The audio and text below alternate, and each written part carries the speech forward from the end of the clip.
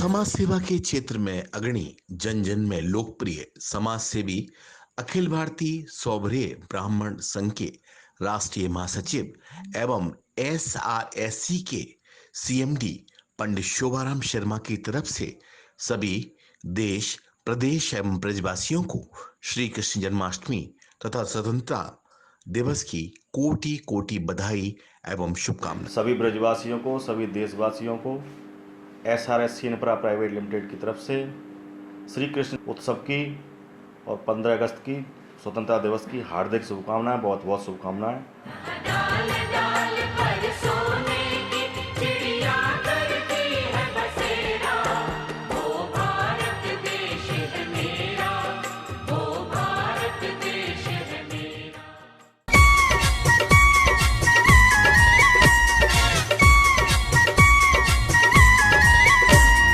नमस्कार दर्शकों, वृषबान media group की खास प्रस्तुति ब्रजमाला में आपका स्वागत है और मैं हूं आपके साथ प्रतिमा सिंह।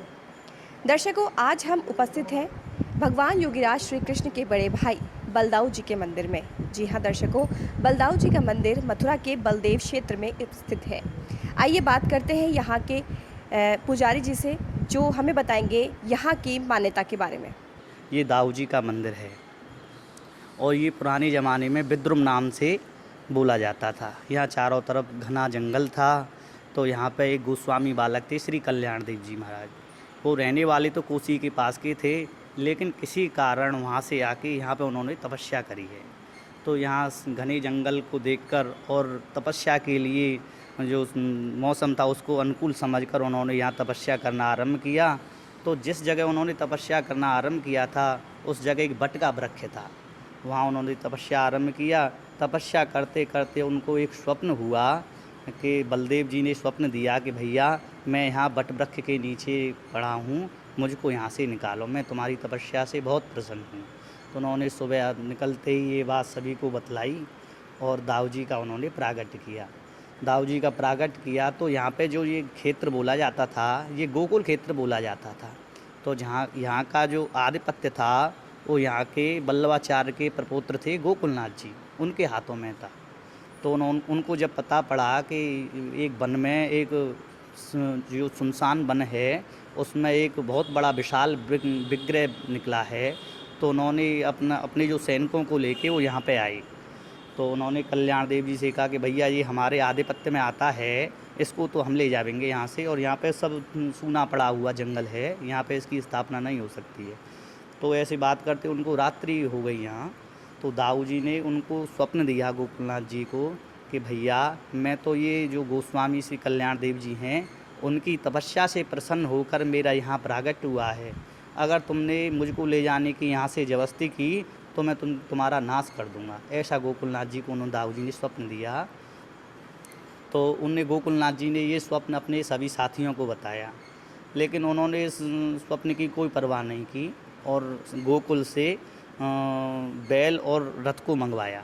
तो उन्होंने संपूर्ण कोशिश कर ली, लेकिन दाऊ जी यहाँ से टच से मच नहीं हुए, क्योंकि उनकी मर्जी यहाँ पे ही स्थापना होने की थी। तो उन्होंने जब पूरे प्रयत्न कर लिए, दाऊ जी यहाँ से टच से मच नहीं हुए, तो उन्होंने फिर हार कर यहीं दाऊ जी को विराजमान करने के लिए कहा। ऐसा दाऊ जी यहाँ पे विराजमान हुए। फिर बाद में ठाकुर जी को उन्होंने गोकुलनाथ जी ने गोस्वामी कल्याण देव जी को ही दाऊ जी की सेवा पूजा का अधिकार दिया और ताम्रपत्र पर लिख के दिया कि जब तक आप रहोगे, आपका कोई भी वंशज रहेगा, तब तक आप ही दाऊ जी की सेवा पूजा करने के अधिकारी हो। जब से दाऊ जी महाराज यहीं पर विराजमान हैं और अपनी कृपा से ही सभी भक्तजनों को दर्शन दे रहे हैं और आनंद करा रहे हैं। यहाँ पे जो है नित्य प्रति उत्सव मनाए जाते हैं। वैसे तो यहाँ दिन निकलते ही उत्सव चालू हो जाता है, क्योंकि बल्लभ कुल में कहा जाता है कि बल्लभ कुल की बलिहारी, जब देखो जब तैयारी। तो नित्य उत्सव की तैयारी हमेशा रहती है, लेकिन विशेष कुछ उत्सव होते हैं। जैसे अभी आषाढ़ में ही दौज के दिन रथ यात्रा का विशेष उत्सव था। अब श्रावण में आवेगा, उसमें रक्षाबंधन है। फिर भाद्रपद के महीने में जन्माष्टमी का उत्सव मनाया जाता है, भगवान कृष्ण के जन्म का। उसके बाद बलभद्र भगवान दाऊ जी का जन्म मनाया जाता है, जो भाद्रपद महीने में शुक्ल पक्ष में छठ के दिन पड़ती है। उसके बाद फिर अगेन पूर्णिमा का उत्सव मनाया जाता है। ऐसे करके साल में अनेक उत्सव मनाए जाते हैं। हाँ, होली का, विशेष रूप से होली का हुरंगा जो विश्व प्रसिद्ध है, होली का हुरंगा, उस उत्सव को तो विश्व में सभी अच्छी तरह से जानते हो और विदेशों से भी आदमी उसके लिए यहाँ पे आते हैं। और यहाँ पे नित्य सुबह ठाकुर जी का जब मंगला का दर्शन होता है, मंगला के बाद में ठाकुर जी का बाल भोग पधराया जाता है। उसके बाद ठाकुर जी की आरती होती है। आरती के बाद राजभोग की प्रसादी ठाकुर जी को पधराई जाती है। हमारे यहाँ पे और सभी वल्लभ कुल के मंदिरों में तो कच्ची प्रसादी भोग पधराई जाती है, लेकिन हमारे यहाँ दाऊ जी नित्य राजभोग में पक्की प्रसादी आरोपते हैं। पक्की प्रसादी में उसमें पूड़ी है, सब्जी है, खीर, बासुंदी, लड्डू, मौन भोग, पापड़, ये सभी ठाकुर जी आरोपते हैं।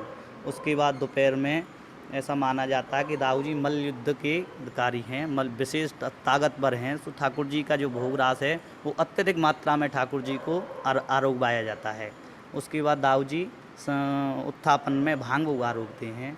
वल्लभ कुल के जितने भी मंदिर हैं सभी में उत्थापन में सभी ठाकुर जी को ठंडाई भोग धराई जाती है, लेकिन दाऊ दादा एक अकेले ऐसे ठाकुर हैं जो उत्थापन में भांग भोग आरोपते हैं। उसके बाद फिर ठाकुर जी की संध्या आरती होती है। उसके बाद फिर संध्या शाम को सैन भोग में ठाकुर जी को पूड़ी, सब्जी और पापड़ ठाकुर जी को धराया जाता है।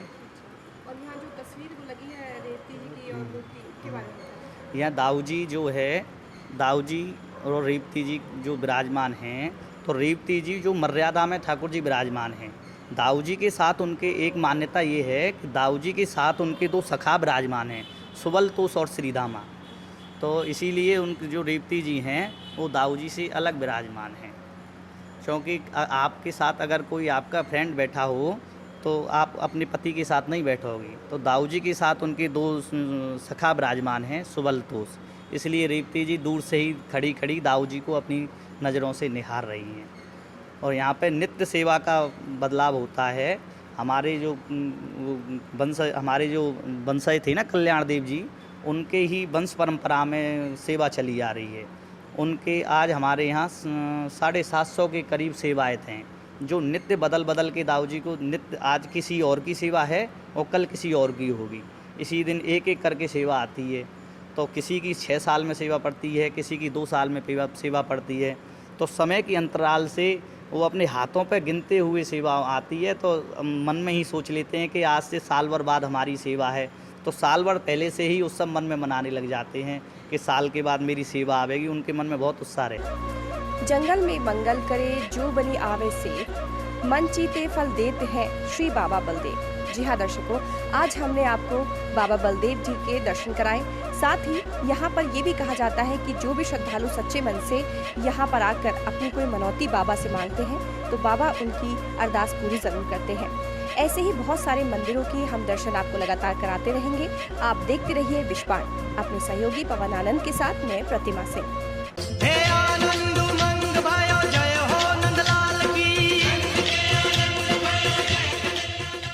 कर्मठ, संघर्षशील, जुझारू, जनसेवी मथुरा की बलदेव विधानसभा क्षेत्र के भाजपा विधायक पूरन प्रकाश की तरफ से सभी ब्रजवासियों, देश प्रदेश वासियों को श्री कृष्ण जन्माष्टमी एवं स्वतंत्रता दिवस की बधाई तथा हार्दिक शुभकामनाएं।